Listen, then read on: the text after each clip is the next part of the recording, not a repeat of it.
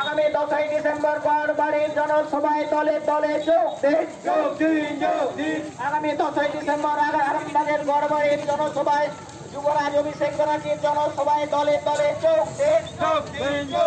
আগামী 10ই ডিসেম্বর জনসভায় দলে দলে যোগ দিন।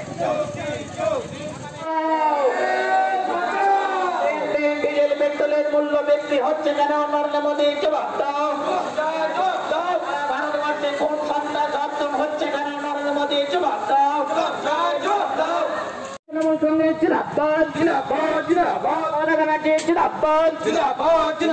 সারা বাংলার উন্নয়নের কান্ডারে মমতা ব্যানার্জি জিন্দাবাদ। সোনার বাংলার মহান নেতা মমতা ব্যানার্জি জিন্দাবাদ। তৃণমূল কংগ্রেসের সুপ্রিমো মমতা ব্যানার্জি জিন্দাবাদ। বাংলার মহান নেতা মমতা ব্যানার্জি জিন্দাবাদ। সোনার বাংলার মহান নেতা মমতা ব্যানার্জি জিন্দাবাদ। তুমি আগে চলো, আমরা তোমার সাথে আছি।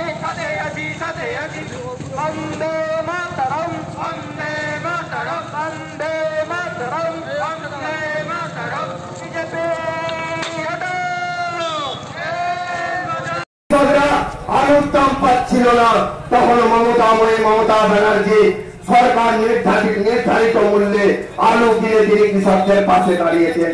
আবার যখন মজুতদার আড়তদাররা আলু বেশি দামে বিক্রি করার চেষ্টা করেছেন, সেখানেও মমতা ব্যানার্জি টাস্ক ফোর্স গঠন করে তিনি বাজারে বাজারে অন্য হয়ে ঘুরে আলুর দাম কম করেছিলেন।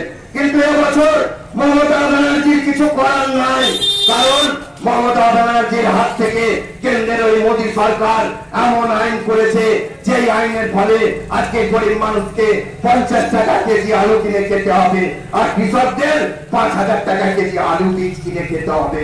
কারণ এই মোদী সরকার কৃষকের কথা ভাবে না, গরিব মানুষের কথা ভাবে না, শ্রমিকের কথা ভাবে না, তারা ভাবে শুধু শিল্পপতি, পুঁজিপতি, তাদের যারা বন্ধু বান্ধব আছে তাদের কথা ভাবে।